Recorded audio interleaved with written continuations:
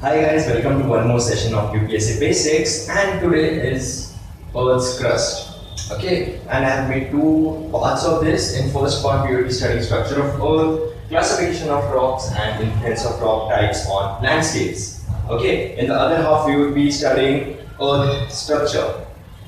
Now talking about the structure of the Earth, in internal structure obviously it is believed that Earth was formed 4,500 billion years ago. Okay, it is believed, you don't have any evidence of it, but since the Earth was formed, the internal changes, the internal structure and the external structure has been changed. Okay, and it has been changing and it will continue to change. So this image shows you the cut section of Earth. Okay, as you can see, you have concentric layers there. The innermost concentric layer is inner core, then you have outer core, which combined are known as core. Okay, then you have mantle. In mantle, they show you two colors, right? Light orange and dark orange or medium orange. So that is again inner mantle and outer mantle. After outer mantle, you have asthenosphere, right? And after that you have the Earth's crust, the crust which is 0 to 100 kilometer thick. So actually the crust, mantle and core, these are the three important or the most important concentric circles, and between mantle and crust you have the asthenosphere. Okay, lithosphere again, as you can see, is the topmost part, the part which we are living in, and lithosphere essentially has silicon in it. Okay, silica in it. So the lithosphere again is divided in two parts. It has silicon and aluminum content on the top where we are presently. Okay, and aluminum being lighter, it floats up, right? And below that is silicon and magnesium, that is known as SiMa, silicon and magnesium, right? On the top you have silicon and aluminum, which is known as Cl. Okay, this is not shown here. Again, obviously Cl being light in weight, its density is 2.7, and SiMa being heavy or the basaltic rock, it is 3. Okay, the density is, average density is 3, and again these form 3 to 4 miles. Okay, beneath the oceans is 3 to 4 miles. If you're on a hill, on the top, the dark brown one, okay, the dark brown is the Cl and SiMa. So the dark brown one again is 30 miles from the hills, okay, hills or mountains, and from the ocean's floor it is 3 to 4 miles, right?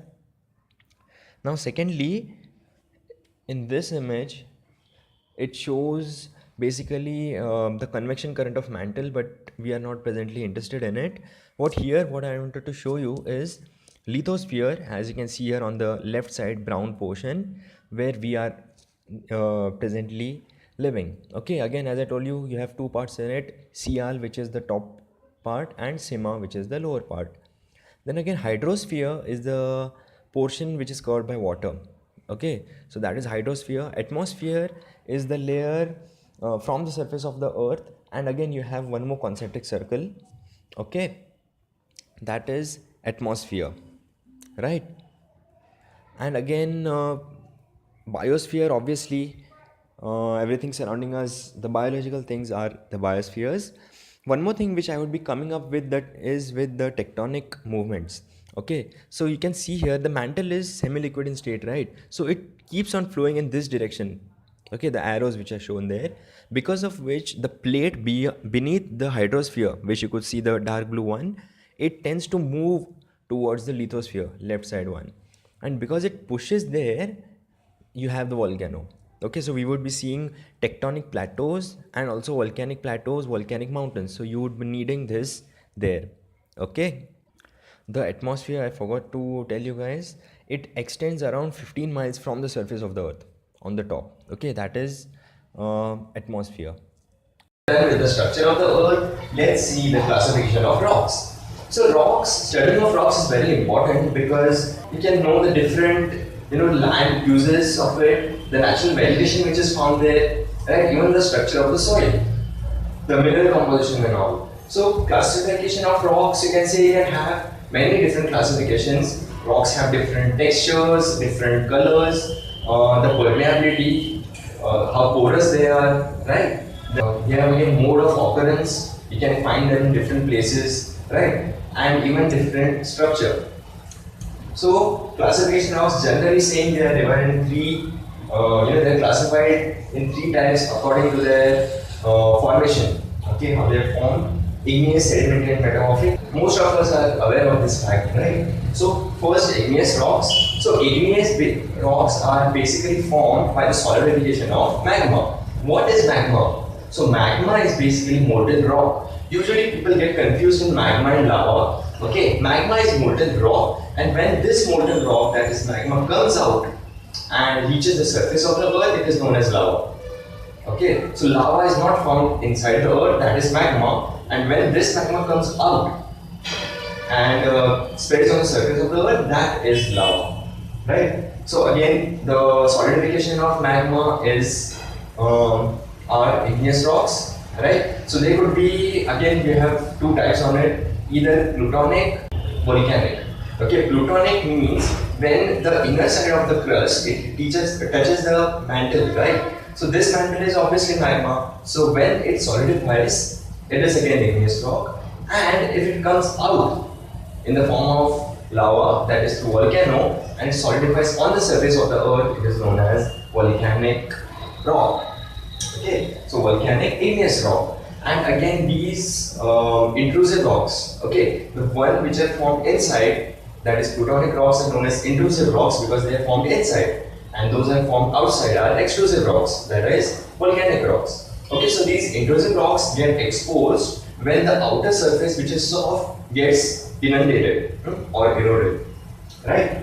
So again, characteristics of igneous rocks. Igneous rocks are crystalline in structure, okay, and these crystals are big in size, and they are so big in size that very easily noticeable. Okay, for example, you may have seen granite in kitchens, right? You can see those crystals clearly. Igneous rocks have crystalline structure, and what happens is because of delayed cooling, the crystals formed are big.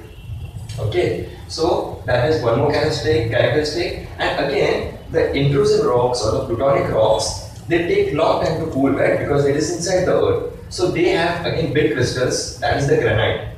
And outside, whichever comes outside, that is the basaltic rocks. They have fine crystals, so they can't be easily seen by naked eyes. Okay, they have to be seen under the microscope. The more possible classification, you could say, of the igneous rocks is depending on the mineral content. Okay, so again, you have acidic igneous rocks which have more content of silica in it.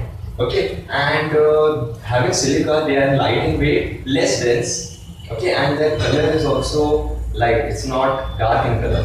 Whereas basaltic rock, which you find outside, okay, the example of this is again the granite, you find in home, the white color one, right? You can see those crystals also, right? So that is silica, and that is acidic rock. And the one which comes outside, so on Deccan plateau, you may have seen the forts made of big stones, right? The black ones. So they are basaltic or basic rocks. So they have oxides of basic oxides like aluminum oxide, iron oxide, magnesium oxide. That is the reason why they are more dense, right? It is more heavy, right? So it is more dense, dark in color, and they are heavy, right? You may have tried lifting one, the one used for construction of buildings and all. At least the old buildings were made of that rock. Then you have sedimentary rocks. Now, from the word itself, you understand that it is, they are made of sediments. Okay, what happens is particles or sediments come together and they are compacted with a combination of heat and pressure, or only heat or only pressure. Okay, either of them or both of them. And again, you can classify them on different bases. Usually, they are classified on different ages where they are formed depending on their age, and again in the ages different types. Okay, the different types of rocks you can find in a particular age. Usually they are classified like that, and depending on their formation, you have three types: mechanically formed sedimentary rocks, organically formed sedimentary rocks, and chemically formed sedimentary rocks. Now, mechanically formed sedimentary rocks simply mean some mechanical action is being taken place to lift those sediments and place it somewhere. Okay, usually what happens is they are lifted from a high land, and they are transported to a low-lying area, and there, because of heat and pressure, they get compacted. Usually the pressure isn't direct pressure because of the top layers exert pressure. on the bottom ones to get compacted. So sandstone is one of the mechanically formed sedimentary rock. So if you take a look at sandstone, okay, you find varieties of textures in it, varieties of colors in it. Obviously, because sand is different at different places, right? On the sea, you have different sand. On the river side, you have different sand, right? So that is why you can find variety in sedimentary rocks. Conglomerate is one more variety found in the mechanically formed sedimentary rocks. So what happens is the pebbles come down from the rivers. Okay, the rivers get them from the highlands. Okay, and then they compact with each other with a bonding material like clay or something like that. Okay, and then conglomerate is formed. The second classification obviously is organically formed. So obviously some organic material should be involved in it, right? So here again the sub-classification would be two types. If animal or bone something or fossils are found there, then it is known as calcareous. Okay, calcium and carbon having content. So limestone is a very good example. Limestone and chalk both have calcium in it, right? They are white in color. What happens is shellfish, corals and all, a layer again of sediments form, and these layers then mix and then they form the calcareous rocks. Okay. The second sub-classification or second variant is carbonaceous. So it has vegetative content in it. They have leaves, branches and all, and they have carbon content in it, right?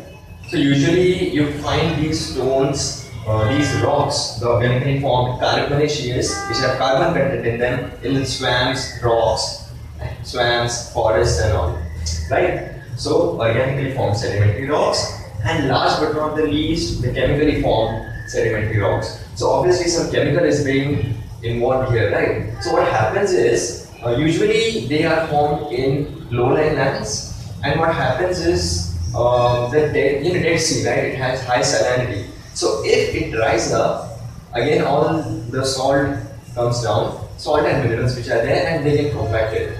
Okay, so that is chemical, right? So chemically formed. You can also find gypsum or calcium sulfate and potassium and even nitrates in a similar manner. Okay, these chemicals are more in content. And second thing is, you may have heard of Himalayan salt, right? So that, or rock salt, that again is nothing but a chemically formed sedimentary rock.